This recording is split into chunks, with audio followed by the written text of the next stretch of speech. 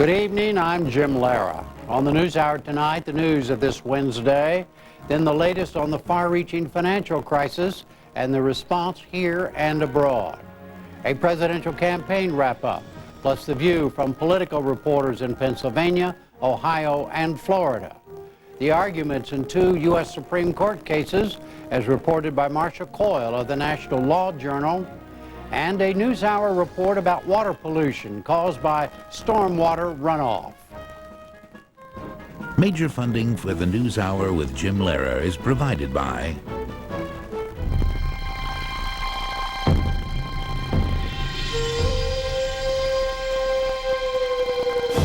Pacific Life has been the power behind successful individuals for more than 140 years.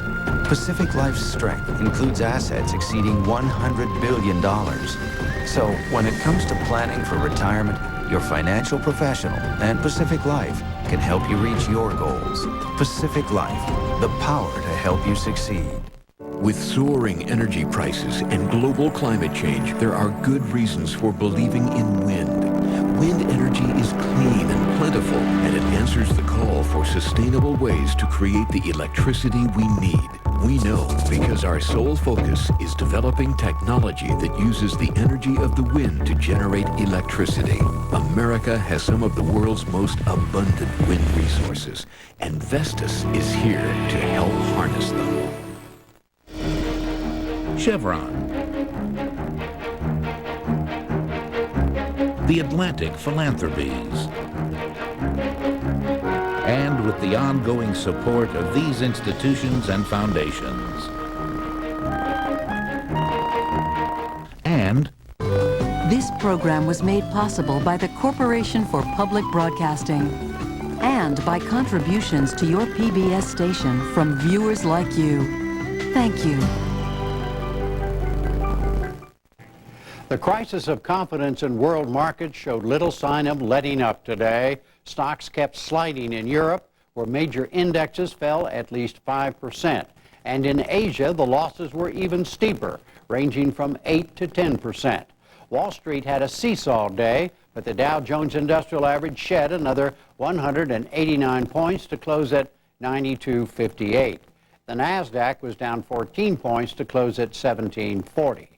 The stock losses came despite a new series of crisis moves to ease credit and bolster banks.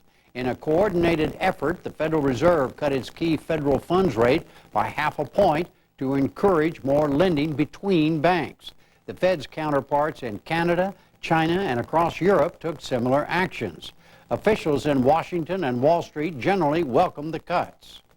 This is what you should be seeing, the central banks moving together, because this is becoming very much a world problem.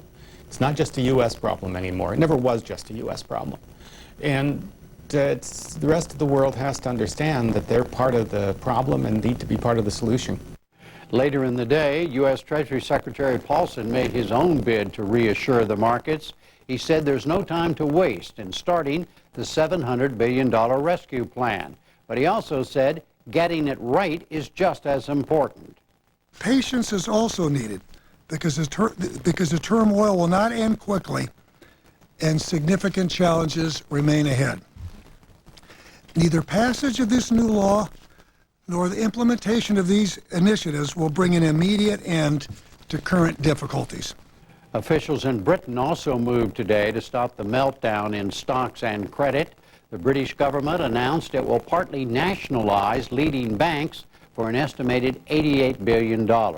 We have a report from Juliet Bremner of Independent Television News. 240.5 at 240.8. At their desks in the city, traders waited to see whether the banking system could be saved.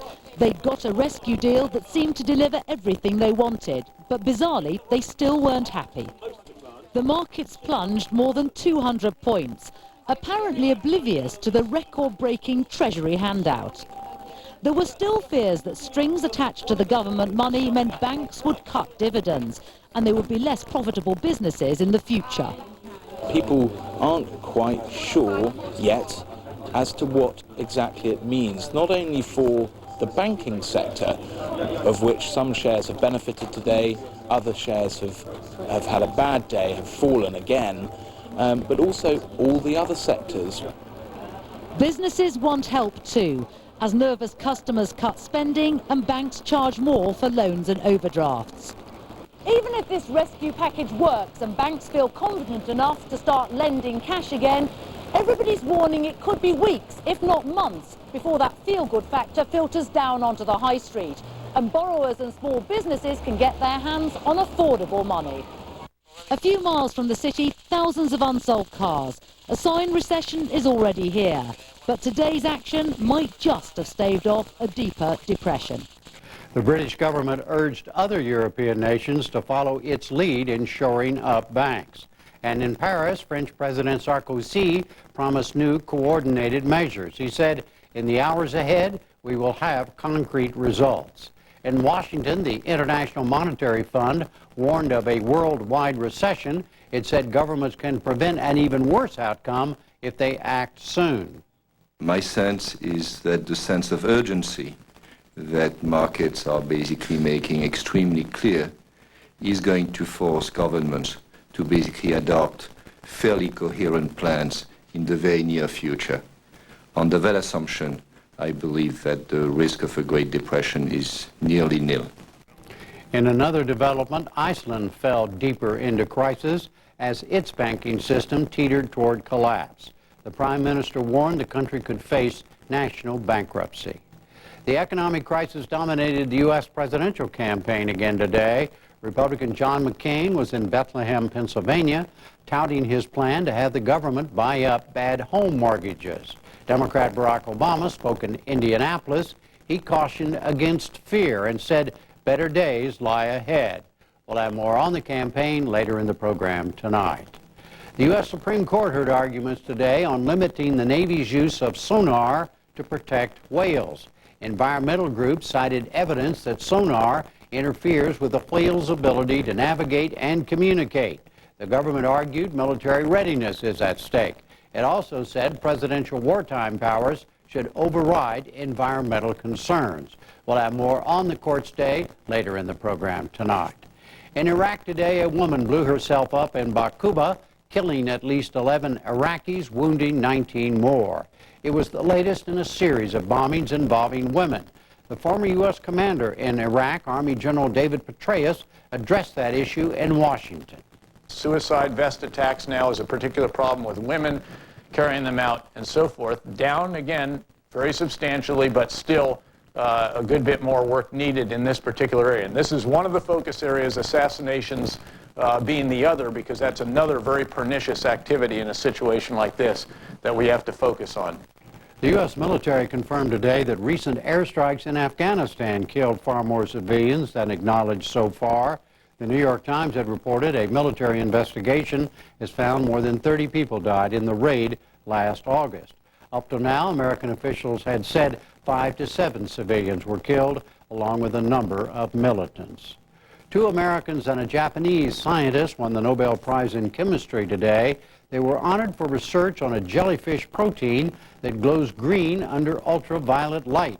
The substance is now a key tool in tracking the spread of cancer, among other uses. The Japanese scientists first isolated the material from jellyfish in the early 1960s. 30 years later, the 2 Americans found a way to use it as a tracer. They also developed similar proteins with other colors. And that's it for the news summary tonight. Now, the latest on the financial crisis, the campaign in the battlegrounds, today at the U.S. Supreme Court, and stormwater runoff.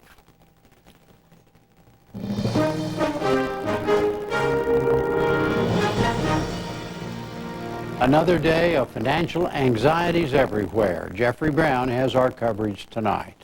The day began with a worldwide effort to cut interest rates to spur growth and ease the credit crisis, but markets responded with little confidence about the situation. In fact, they fell again.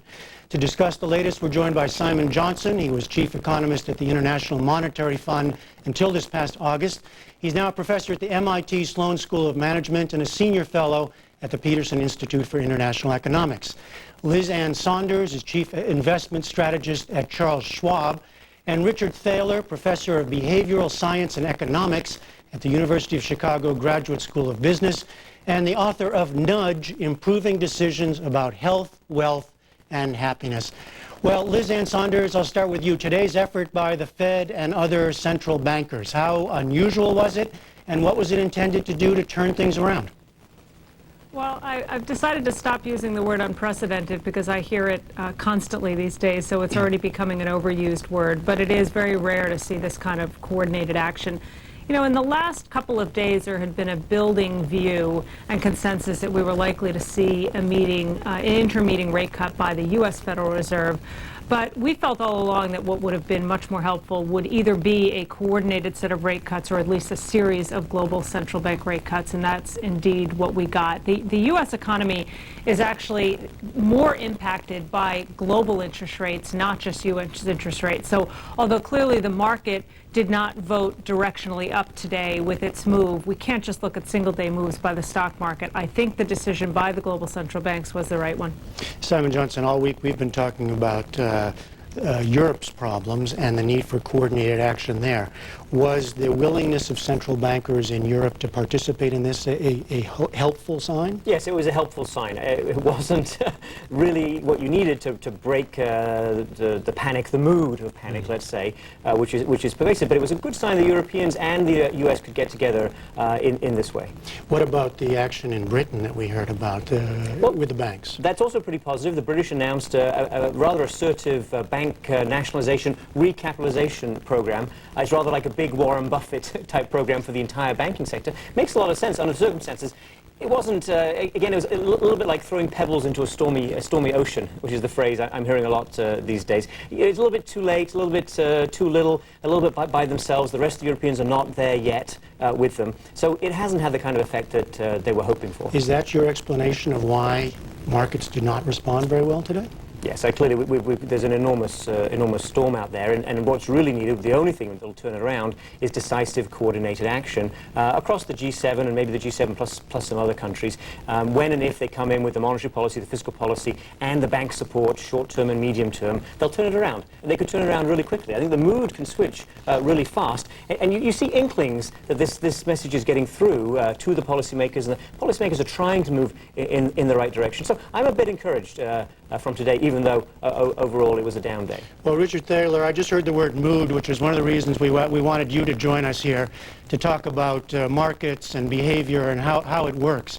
It just strikes me that last week we were talking about bad assets and bad loans and institutions failing, and this week most of the talk is about mood and confidence and panic. Help us see what's going on. What do you see? Well, I think that people are confused, and you know, take the actions today. I think there are two different ways of interpreting them.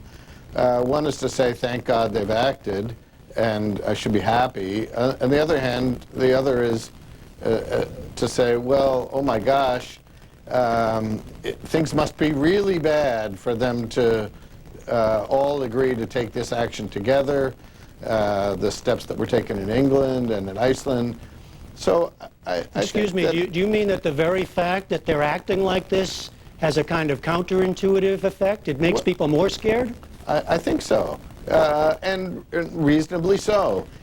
When it's natural to say, given how difficult it's been to get these central banks to coordinate, when they do, to say, oh well, they have data that we don't, and they must be really worried. But what about the mentality of the investors, that the markets that need to gain confidence? What do we know about what drives that on a given day, or what it takes to turn it around? Well, I think we don't know much. I think one thing that should be stressed is that we don't really know whether there is a panic here. We have lots of uncertainty, and when there's lots of uncertainty, we expect volatility. People can't really make sense of this. The other thing I would say is that whatever's going on is primarily being driven by professionals. This is not a retail panic, and I'm not sure that there is a panic.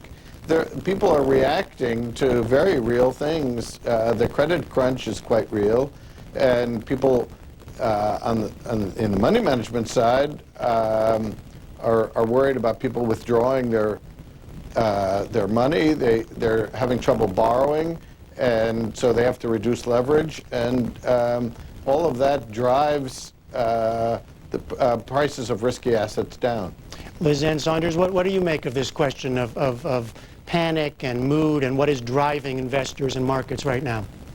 You know, the comment just made about leverage, I think, is one of the more important ones. We are in a deleveraging cycle. We know we're doing it in terms of consumer leverage, which had gone in the stratosphere, and that's ultimately one of the silver linings here, is we're taking an very indebted consumer and hopefully moving them to an environment where they're more savings-oriented. But we also have to understand the mechanisms of the market. Some of the biggest players in the market are hedge funds in the very short term, day-to-day trading. And they're the ones going through this massive deleveraging process. And they're the ones that explain what are really record-breaking number of days where we have 2% moves, 3% moves, these rapid intraday swings. So I absolutely agree that that's not being driven by the retail investor. Now, they've been somewhat active. Individual investors have raised cash in their portfolios, but it's been fairly steady over the course of this year. We've gone from overall about a 22, 23% cash position broadly for American portfolios in January, up to 34, 35% now. But that has happened over time and certainly doesn't explain the kind of short-term gyration. So we have to understand the effect that hedge funds and other shorter-term momentum kind of traders and investors are having on this market right now. Well, Simon Johnson continues helping us to understand this. In our news summary, we saw Secretary Paulson calling on for patience. It'll take time. Who is he speaking to? That's a good question. I think he's speaking to the American people. I think he's saying that we need some time to really turn things around at a fundamental level. But he's also trying to communicate to the markets. And to the markets, I think the message should be, we're coming with a decisive package. We're going to turn things around. And I think he's also speaking to the other members of the G7, to whom he's trying to say, let's get going. So there's a bunch of different communication levels here. And Professor Thaler is right about the confusion. In fact, I would say anyone who claims not to be confused right now isn't telling the truth. And does that include Secretary Paulson and the Fed? I mean, all these actions that they're taking, no doubt they have to take into consideration the psychological impact as well as the substantive or fundamental impact. I think they're figuring this out. They're very smart people, and they're catching up. They realize that what we're seeing here is much more like an emerging market crisis, the kind of thing we see in Russia, or we saw in Asia in 1998, where it's all about sentiment, it's all about confidence, and things can go down really fast, but you can also bring them back. You bring them back with something big and decisive. I think we learned today that it's got to be pretty big and rather decisive commitment to the public balance sheet in order to turn it around. Richard Thaler, something big and decisive, is that what history tells it takes to turn things around? Well, I think we don't have much experience with history. We can go back to the Depression to see what not to do. I think many of the steps that have been taken were essential. When they guaranteed the money market accounts and then raised the limits on the balances and savings accounts to $250,000, I think those were essential because I mentioned we haven't really had a retail panic. We could have if people had started taking their money out of those accounts and putting it under the mattress or whatever one does with money when you panic these days. I think the retail investor might be tempted to panic, but I'm not sure this makes any sense, but to say, but they don't really know how to do it. You see a line, to run away. This is also bewildering to the man on the street that they're worried, but maybe, as Liz said, maybe they'll start paying off their credit cards, and if that's the way they panic, that would be great. Well, Liz Ann Saunders, what do we look for next? Interest rate cuts, for example, could there be more? How low could it go? Oh, I think there probably could be more. Whether they continue to be as coordinated as they were today is hard to say, but I think there's not an insignificant chance that the Federal Reserve here in the U.S. cuts rates again at their next scheduled meeting, which is at the end of this month. I think we could see rates head to 1%, maybe even below that.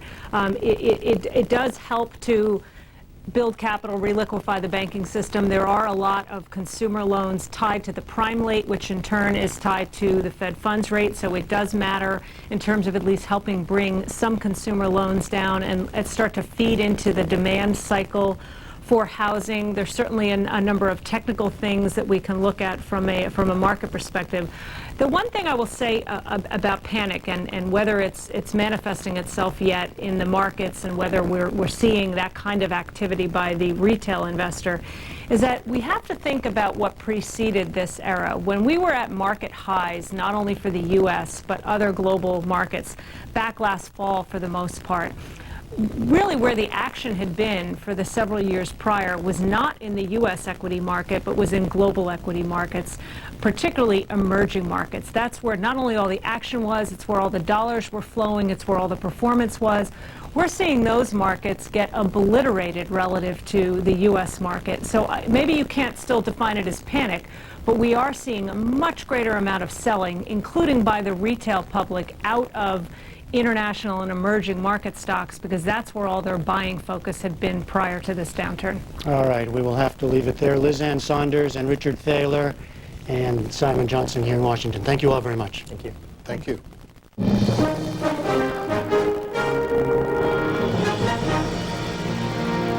And now the presidential campaign as the candidates go back on the road. NewsHour correspondent Kwame Holman begins our coverage. At a rally in Tampa, Florida this morning, Democrat Joe Biden claimed his side was 3 for 3 after the second McCain-Obama debate and his debate last week with Sarah Palin.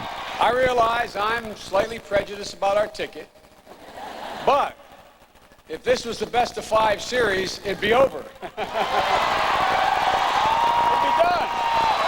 Biden also charged that the McCain campaign was trying to scare voters with its attacks on Barack Obama.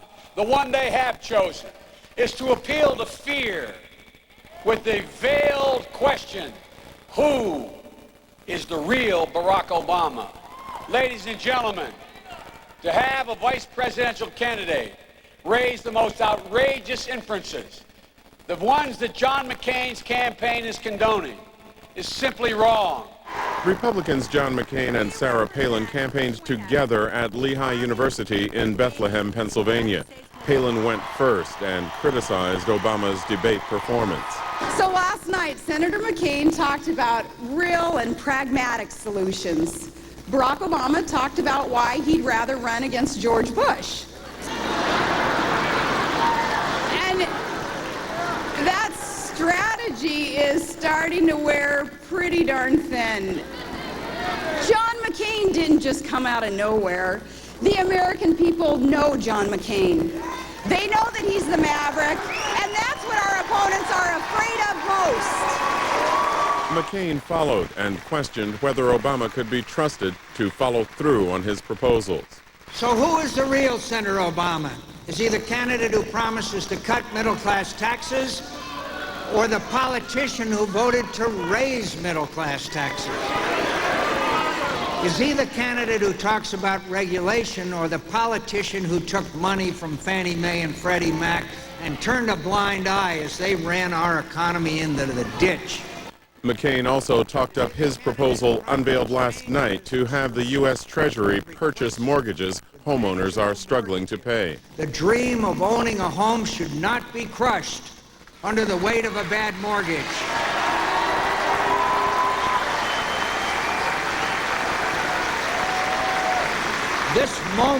This moment requires a government act. And as president, I intend to act quickly and decisively.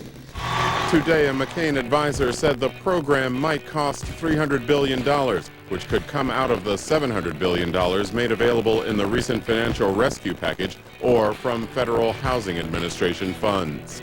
The Obama campaign responded to McCain's plan this afternoon. In a statement, Economic Policy Director Jason Furman said, John McCain's plan to overpay for bad mortgages by handing taxpayer dollars over to big financial institutions is erratic policymaking at its worst, and it's not the change we need to strengthen our economy, create new jobs, and keep Americans in their homes. Meanwhile, Obama himself campaigned in Indianapolis, Indiana, a state no Democratic presidential candidate has carried since 1964, but one that's in play this year. He sought to reassure Americans shaken by the recent tumult in the economy. I'm here today to tell you that there are better days ahead.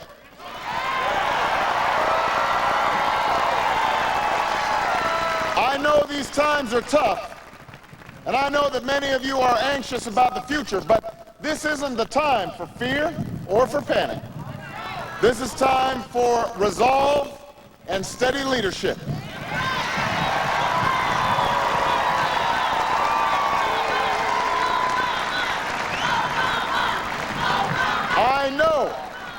I know that we can steer ourselves out of this crisis because that's who we are.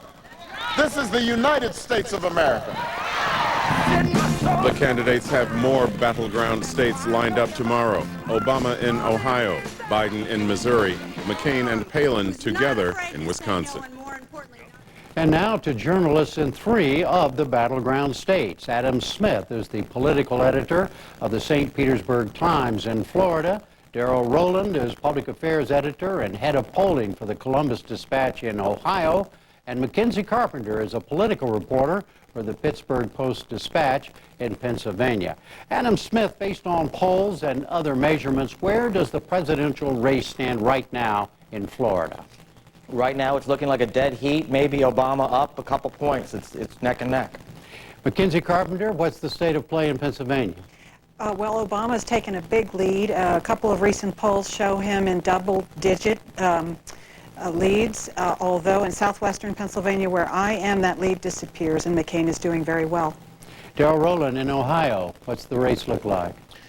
Jim, our poll was out Sunday, and that showed Senator Obama with a 7-point lead, which was a turnaround from a 1-point deficit before the conventions. Now, Adam, in Florida, is it moving? Is there a trend, or is it just is it static? Well, the trend has clearly been, as it is elsewhere, toward Obama since the convention, and that's been a big shift throughout this year. He had never, when you average the polls together, been better than a tie, and now he's up maybe 3 or 4 points. Does the economy have a lot to do with this? The economy has everything to do with it. Since the economic crisis really erupted, that's when his poll numbers really moved. Mackenzie, same in Pennsylvania, the economy? Absolutely.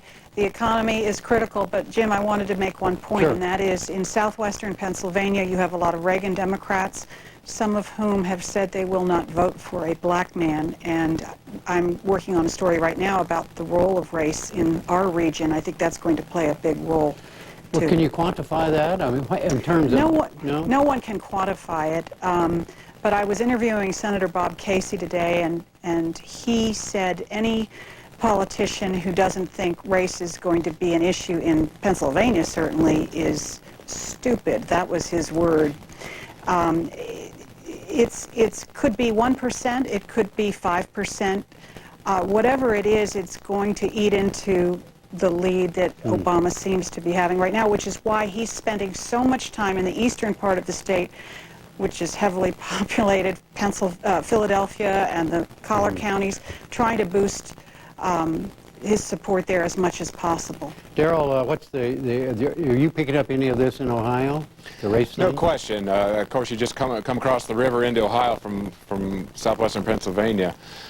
We had reporters scattered throughout the state, and I was kind of shocked when one of my colleagues came back from southeastern Ohio and just reported that folks would come up to her, give her name, put my name in a paper, here's how you spell it, and oh, by the way, I cannot vote for Senator Obama because he's black. Again, how much is that in Ohio? That's unknown. Interestingly enough, in 2 days, he's going to be traveling through the heart of that area, so that'll be an interesting campaign swing for him, Jim. Adam, how do you read that issue in Florida? Yeah, I think it's something of an issue. I'm often struck by how many times you'll talk to sort of swing voters that will say something that sounds quite racial, and they've got concerns about voting for a black man, and yet they'll still say, but you know what, we need a change, and so I'm leaning toward Obama. Yeah. Now let's go. You're getting a lot of traffic from the candidates, are you not, in Florida, Adam? It's pretty relentless. We had Sarah Palin for a couple days, and then Biden. It's every few days somebody's here. What about advertising? A lot of that? Tons of advertising, particularly in my neck of the woods, Tampa Bay. That's the biggest battleground within Florida, and it's nonstop on TV, especially Obama. Are you getting any of these attack ads, or what kind of ads are they throwing? Obama is overwhelmingly leading in TV advertising in Tampa Bay and in Florida overall. And his, there was a study out today, about a third of his are negative. McCain's got fewer ads up so far in Florida, and most of his are negative. Mackenzie, what's the traffic like among the candidates in Pennsylvania? Well, I'll be following Sarah Palin this weekend. They were in Lehigh County, McCain, Palin today. Senator Obama and Biden will be in Philadelphia this weekend. Yes, we're very busy here. The ads are relentless, just like Adam was saying down in Florida. McCain is being outspent by Obama 3-1 here, but McCain is also spending more in Pennsylvania on ads than anywhere else in the country right now. What kind of ads? Negative, sure. It's sort of 50-50. I don't watch a lot of TV, but while I was waiting to be on here, I was watching CNN, and there was another one. Character, a lot of gloomy pictures of Obama. He's not ready to lead, looking very grim, that sort of thing. Daryl, in Ohio, beyond the economy, what issues are you seeing? Either or hearing from the candidates when they come. You've got a lot of traffic there too, of course, but also on the ads. What are they talking about? Yeah, no question, and it's was referred to earlier. There was a new study by the University of Wisconsin out today and showed that Ohio is the #1 state in the nation in terms of the Obama and McCain ad traffic. What beyond the economy, Jim? Are we talking about anything beyond the economy these days? I don't think so in Ohio. This is fall. This is Ohio State Buckeye football time. But you know, there's a lot of people still saying thank God for Michigan, because without Michigan, we'd be number 50 instead of just number 49 in a lot of economic measures. Our unemployment's at a 16-year high. Our Medicaid rolls are the highest in history. Our food stamp rolls are the highest in history. The WIC enrollment is the highest in history. Food lines are growing. People who used to volunteer and serve in those food lines are now in the line getting food themselves. It's pretty bad here. So people are talking about the economy as issues 1, 2, and 3 at least. No Iraq, no foreign policy?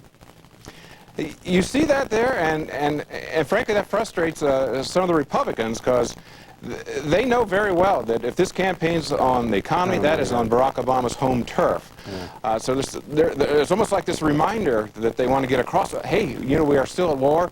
Terrorists are out there. There are people who want to kill us, because that's John McCain's home turf. They want to turn the discussion, perhaps as Senator McCain mentioned, turn the page, and let's talk about some of those other things. Healthcare, of course, is also a concern, but once again, that's more of an issue for Senator Obama, despite Senator McCain's attempts to make it one of his own. Adam, in Florida, is there a second behind the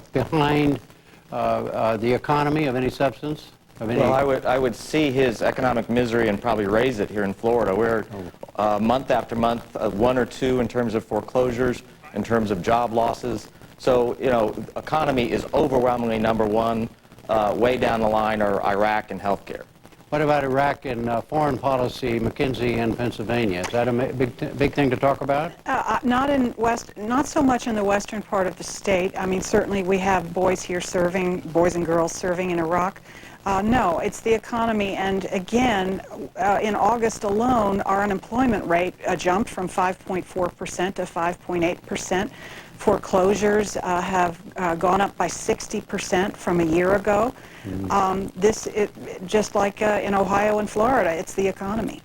Right now, and all 3 of your states are called battleground states, and that's no accident, because there's a lot going on down there. Adam, starting with you, what's the level of voter interest in this election compared with elections you've covered before? Give us some measuring stick. Oh, I don't know if I can quantify it exactly. The polls show it's through the roof. And it's been extended. You know, there are a good number of voters that started to pay attention more recently, but it's been striking how many people were paying close attention even months ago. Yeah. Mackenzie, in Pennsylvania, same? Well, all I can tell you is that the voter registration edge for the Democrats has gone from 600,000, I believe, in 2000 to 1.2 million as of today. And is that attributed to Barack Obama, or are they just general interest? I think both, but mostly Barack Obama. I mean, again, they don't break it down in terms of why people are registering, but a lot of those folks are young people, and they tend to go for Barack Obama. What's the level of interest in Ohio, Darrell? Jim, it's just incredible, and you can get this anecdotally or you can get it numerically. Our voter registration period closed last week. We now have 8.2 million registered voters. That's an all-time high. That's 94% of the voting population, of the number of eligible voters, are signed up to vote. We also have, for the first time in Ohio, early voting in a presidential election where you don't need an excuse. Anybody can cast a ballot right now. So thousands of votes are being cast. And in fact, just this past Sunday here in Columbus, which is the largest city, there was a line of about an hour and a half long of people waiting to vote. It's kind of weird, people waiting in line to vote early so they don't have to wait in line on Election Day. Yeah. What about the interest in the debate last night, Darrell? What was that? Could you measure that? I think so, and that gets more anecdotal, of course. I haven't seen ratings, certainly nothing Ohio-specific. I was at a debate-watching party for Senator McCain. One of my colleagues who was paired with me was at one for Senator Obama. His was actually at a movie theater, about 300 seats, and they talked about that was filled. Both for this last debate, there's actually even more interest in the vice presidential debate. There were people, sitting and laying in the aisles. It's probably a good thing the fire marshal was there, but they were just out the door to watch a presidential debate. Yeah. Mackenzie, what about the debate interest in Pennsylvania?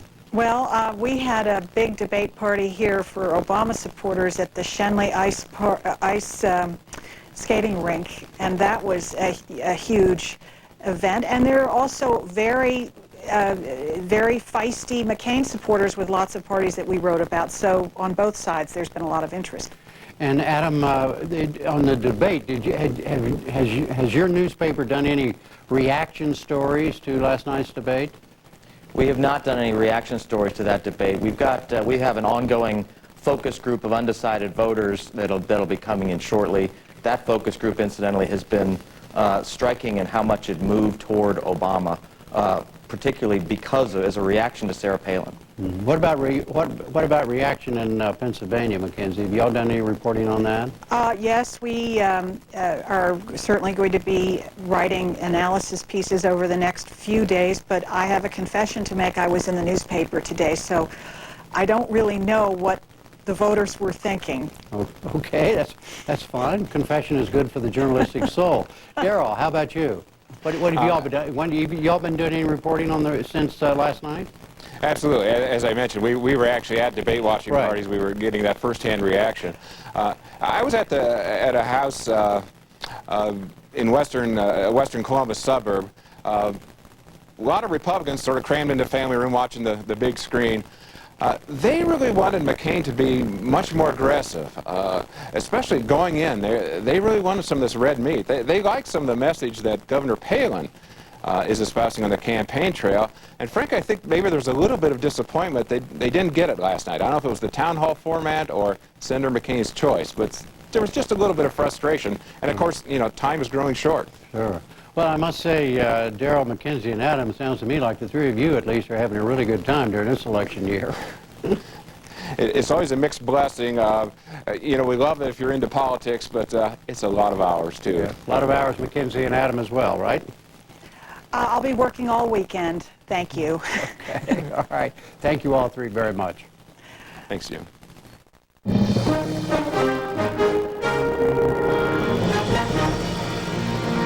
And now, two arguments before the U.S. Supreme Court and to Judy Woodruff. On just the third day of their new term, the justices today tackle two of the main issues on their docket this year: environmental law and job discrimination. Here to walk us through both cases is NewsHour regular Marcia Coyle of the National Law Journal. Hello, Marcia. Hi, Judy. All right, these are two really interesting cases. Yes, It's they one are. of them, the United States Navy against the whales. off the coast of California. Let's start by telling us what it is that the Navy and the Bush administration are, what they argue as they bring this case. The Navy is basically challenging a court order here that imposed restrictions on how it conducts very complicated, sophisticated sonar training exercises off the coast of Southern California. The judge here, in order to protect marine mammals, said that the Navy had to power off the sonar if a marine mammal came within 2,200 yards of the sonar source, or power down 75% if the Navy detected activity in the water. The judge's order was a result of a lawsuit filed by an environmental group, the Natural Resources Defense Council, which claimed the Navy had violated federal law by not doing an environmental impact statement before starting the training exercises. So the case here boils down to what? I mean, you were telling me before it's not so much about environmental impact as it is what the judge did in issuing this injunction. Well, the Navy is basically saying the judge used the wrong standard when he issued his order for the Navy. Today, Solicitor General Greg Garr, who represented the Navy in the court, argued that the court here that issued the order ignored evidence that the restrictions imposed by the judge would seriously interfere with the Navy's ability to do the exercises, which in turn would damage our ability to protect national security. And he also argued that the court here ignored statements by the president as well as the nation's chief naval officer that this was a serious interference with what the Navy was trying to accomplish. The court, the justices in their questioning probed the Navy about how 2,200 yards and 75% power down really affected their use of sonar, but they also were very concerned about the Navy's claim that, one, it did its own environmental assessment, and that assessment showed there would be no serious injury to marine mammals. So they asked the Solicitor General, what do you mean by that? Justice Alito said, tell me in practical lay terms, what is non-serious injury to mammals? And Mr. Garr told the court that no mammals would be killed by the use of sonar, that there may be a temporary impact on breeding and feeding, and if whales heard the sonar, they would probably turn and go in the opposite direction. Can you tell how much those environmental arguments are going to matter? Well, I think the court is concerned about the Navy's ability to do what it has to do to protect national security. So that put the onus on the Environmental Groups Council, who was up next, Richard Kendall for Natural Resource Defense Council. And he argued that, well, this judge who issued the order had ample evidence based on prior Navy training exercises that the Navy could do the exercise under the conditions the judge imposed. And he also disputed the Navy's assessment of injury to marine mammals. He said, for example, there was overwhelming scientific evidence that beaked whales that have been stranded around the world were stranded because of sonar. So this is a case you were saying the environmental groups and of course the military are watching. The Navy wants a rule that will prevent future orders like this. Environmentalists are concerned that the Navy's rule would prevent them from enforcing a major environmental law. All right, let's move to the second case today, the jobs discrimination case. This is alleged retaliation against a woman in Nashville who complained about that she was harassed by her employer, then she was fired. Tell us about that. Vicki Crawford was a 30-year employee with the Nashville Metropolitan School District. She was called into an interview when her employer had launched an internal investigation of some employees' concerns that one of the directors at the district was engaging in sexual harassment. She didn't complain, but she participated in the investigation because she had contact with this director as part of her job. In the interview, she said that this director had on a number of occasions asked to see her titties, had grabbed his genitals, pushed his crotch up against her window, and even pulled her head once against his crotch. About 3 months after the investigation was concluded, and it was concluded with a verbal reprimand to this director, she was fired, allegedly for irregularities in her job as payroll coordinator.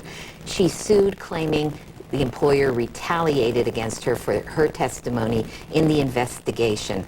Her suit was thrown out at a very early stage. She didn't get to a jury. Lower court said the anti-retaliation provisions in the major federal job bias law didn't cover her. And that's the dispute before the Supreme Court today. Getting the heart of it, I gather, that the definition of what constitutes an objection. Did she raise an actual objection? The right, exactly. The retaliation provision in the law has two parts.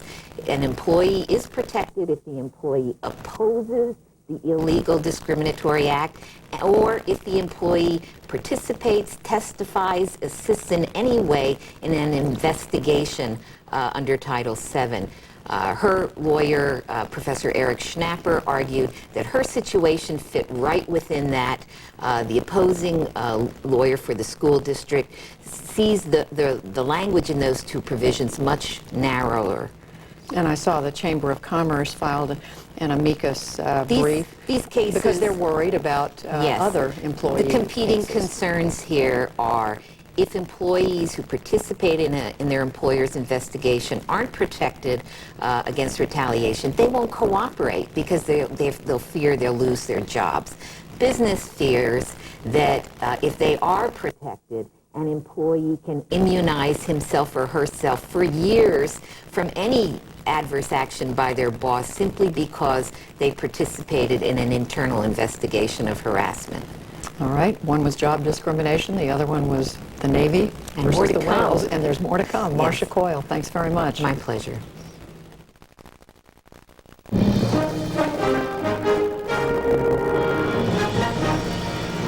And finally tonight, another environmental story. This one about rainwater and water pollution. NewsHour correspondent Lee Hochberg of Oregon Public Broadcasting reports. When it rains, which is pretty common in the Northwest, most people look at the sky. Water pollution experts look at the ground. And what they see disturbs them. Chemicals and motor oil and herbicides washing from neighborhood streets and yards into creeks and bays. Half of U.S. water pollution comes from stormwater runoff. In Seattle, it's responsible for more than 70% of the zinc and copper that winds up in Puget Sound, heavy metals that are toxic and kill sockeye, king, and coho salmon, protected under the Endangered Species Act.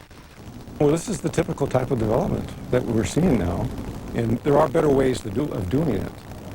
King County Stormwater Manager Kurt Crawford took us to a typical subdivision outside Seattle. Though it's only 24 acres, as many as 200,000 gallons of polluted water drain off of it after a normal rainfall. When you clear the trees away and you put in these roads, impervious surface, you put in the roofs, it can be as much as a 300% increase in runoff volume. The group Earth Justice complained the runoff is a violation of the Federal Clean Water Act and demanded more regulation. Lawyer Jan Hasselman. When Congress adopted the Clean Water Act in 1972, it set a very ambitious goal of having all of America's waters fishable and swimmable. We're nowhere near that. We don't build houses in a way that protects clean water. It's a system that doesn't work. Now, in a landmark decision, a Washington State Pollution Board has ruled that flow of polluted water must be reduced. And to do that, the very way that new homes and neighborhoods are built must be changed.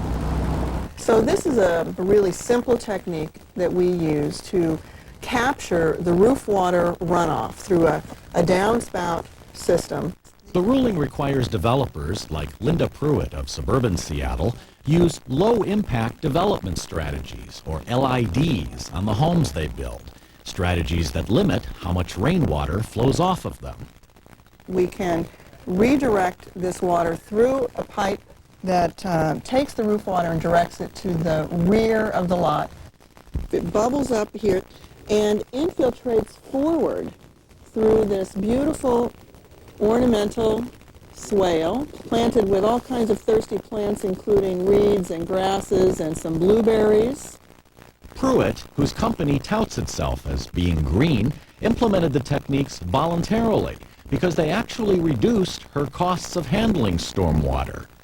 Some sidewalks in her development, made of a new form of porous concrete, literally suck up water. The houses she builds are small. Smaller roofs mean less runoff, and they surround a large communal yard that absorbs water. Garages are tightly grouped around a common driveway. You have a smaller footprint, first and foremost. The homes are clustered around beautiful open space and garden areas rather than on a parking lot with pavement and cars. It results in less impervious surface, less pavement, less sidewalk, less concrete. Other developers are experimenting with roof gardens to absorb rainwater. One Seattle neighborhood, by narrowing streets and planting shrubs, reduced runoff by 99%. We can get more runoff into the ground. Stormwater manager Crawford showed us a subdivision that's experimenting with other strategies. Normally, you'd have a sidewalk on both sides of the road. Here, what we're doing is draining all of the road over to this one side here so we can take advantage of this grass-lined swale here and provide an opportunity for stormwater to infiltrate back into the ground. Compost is mixed into soil to increase the water retention of these yards, and a community rain garden captures and absorbs runoff. Yet Crawford thinks even more stringent requirements are needed. We think there's more that needs to be done than what's being done here. He says government could require narrower streets with permeable pavement, taller buildings that cover less of the ground. We need more, and it's probably going to take a stick. But builder Eric Campbell doesn't want to be forced to go farther. He says his new homes have to compete in the marketplace against homes with no such requirements. When we're selling a home, we are competing with homes that have been built 10, 20, 30 years ago. And if we have various techniques that are, quote, more green. Kurt Schrader. His high taxes kill jobs and hurt families. Maybe that's why he doesn't pay them. That's right. After raising our taxes, Kurt Schrader didn't pay his 17 times. Schrader even refused to pay property taxes for 3 years. Schrader says taxes were so high, he couldn't afford them. Now that's irony. Kurt Schrader. Maybe if he paid his own taxes, he'd stop raising ours. Fall is here or near, and guests are coming. You're going to want to have your home gorgeous for the holidays. With the biggest inventory we have ever had ready for immediate delivery, right now is the best time to buy. Substantial discounts from major lines have prices as good as they have ever been. We call it Oktoberfest. You will call it fantastic. Great selection and lots of new things. Take advantage of our huge discounts and make your home perfect. Paul Schatz Furniture, a Northwest tradition since 1919. As a teacher, I have serious concerns about Measure 60. Not all children learn in the same way, and Measure 60's one-size-fits-all approach just won't work. Measure 60 was written by Bill Sizemore, who has no experience in education. It's vague and poorly written and could have all kinds of unintended consequences. It fails to define how teachers' and kids' performance would be measured, and it doesn't say who is judging teachers or how. Please join parents and teachers and vote no on Measure 60. In tonight's Circular File, we go to Fargo, North Dakota, where a man wanted a bike badly, but he didn't want to pay for it. The 25-year-old man thought he found a very good place to get one for free. He pulled it from a bike rack and was ready to pedal away. Two things he didn't think about, though. The bike rack is located on the side of a police station, and there was a police officer in his patrol car right outside who saw the whole thing. Despite that, of course, the man still claimed the bike was his. Not so, police say. The bike was actually left there by police themselves for a man who was getting detox treatment. Huh.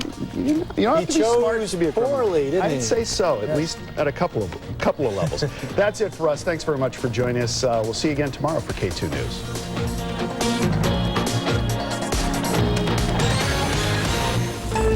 Fisher Communications.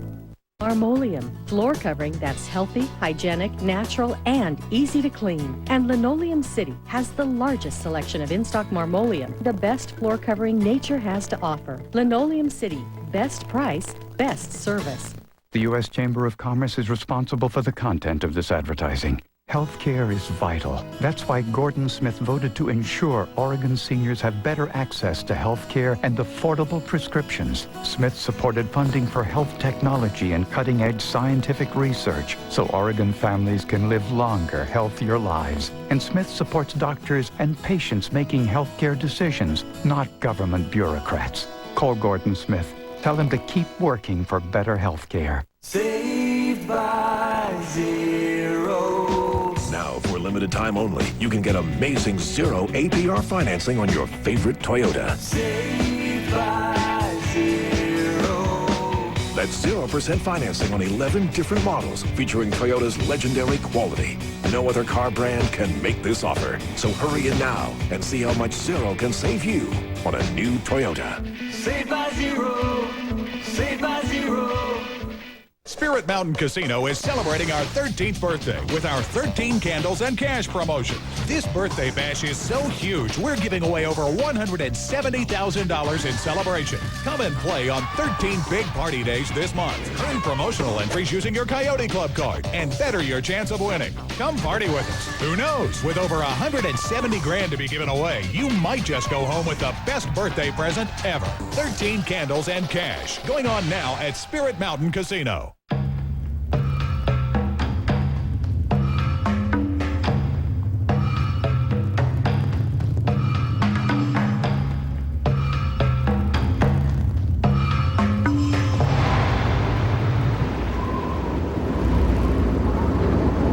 Strength is power.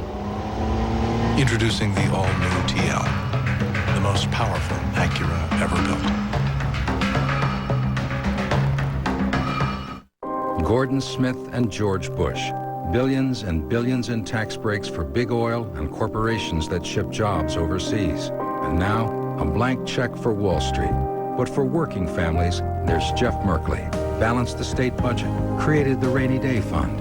And Merkley's plan to cut taxes for the middle class and create living wage jobs is what we need to strengthen our economy. Finally, a senator on your side. I'm Jeff Merkley, and I approve this message. What does a floor model sale mean to you? At Starks, it means big savings. This weekend, Starks Vacuum has to clear out their floor models, open box, closeouts, and even select new vacuums. Once a year savings on the best brands. Starks Floor Model Vacuum Sale this weekend only at all Starks Vacuum locations. The grand opening of Oregon's largest flooring center, just off 503 Carpets.